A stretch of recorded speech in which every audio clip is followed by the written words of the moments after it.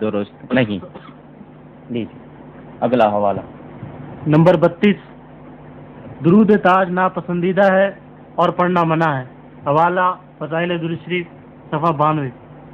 اس سلسلے میں دو باتیں عرض کروں گا۔ یہ فضائل اعمال میرے پاس مکتبہ عارفین کی چھپی ہوئی ہے کراچی کی، یہ دیکھ لیجئے۔ اس کا پہلا نام تھا تبلیغی نصاب، اب اس کا نام ہے فضائل اعمال۔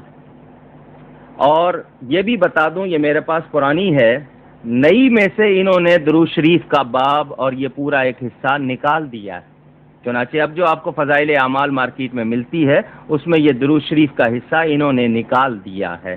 کیونکہ اس میں لکھا ہوا ہے کہ جہاں کہیں پڑھو، یہ ان کے قلم سے اللہ نے لکھوا دیا، الصلاۃ والسلام علیک یا نبی اللہ، الصلاۃ والسلام علیک یا رسول اللہ، یہ لفظ اللہ نے ان کے قلم سے بھی لکھوا دیے ہیں، تو اب اس کا انہوں نے نام بدل دیا ہے۔ میرے پاس یہ پرانی ہے جس میں فضائل درود شریف بھی شامل تھی، اب جو آتی ہے اس میں یہ فضائل درود شریف نہیں ہے، الگ کر دی ہے، انگریزی میں بھی اردو میں بھی۔ اس میں تیسری فصل ہے، یہ ان احادیث کے بیان میں جن میں نبی کریم صلی اللہ علیہ وسلم پر درود نہ پڑھنے کی وعیدیں وارد ہوئی ہیں، ان میں یہ جناب صاف لکھتے ہیں باقی دوسروں کے مؤلفہ درود تاج لکھی وغیرہ عموماً آپ کو پسند نہ تھے۔ یہ درود تاج حضرت ابو الحسن شاذلی رحمۃ اللہ علیہ نے نبی پاک کے چہرہ اقدس کے سامنے کھڑے ہو کر پڑھا تھا۔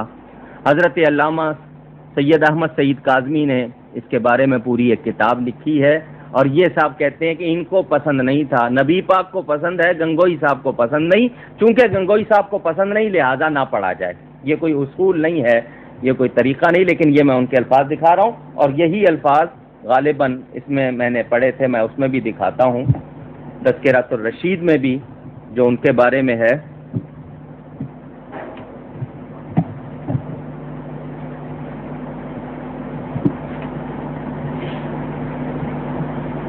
صفحہ نمبر 117 اور 280 دو جگہ لکھا ہوا ہے۔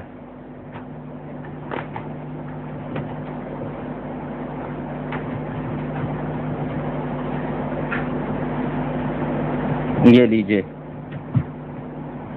باقی دوسروں کے مؤلفہ درود تاج و لکھی وغیرہ عموماً آپ کو پسند نہیں تھے اور ان کو خلاف شرع فرما دیتے تھے، یہ صاف لکھا ہے اس میں صفحہ نمبر 117 تذکرۃ الرشید جلد دوم میں بھی لکھا ہے کہ یہ درود تاج گنگوئی صاحب کو پسند نہیں تھا، اس لیے وہ منع کرتے تھے کہ اس کو نہ پڑھو۔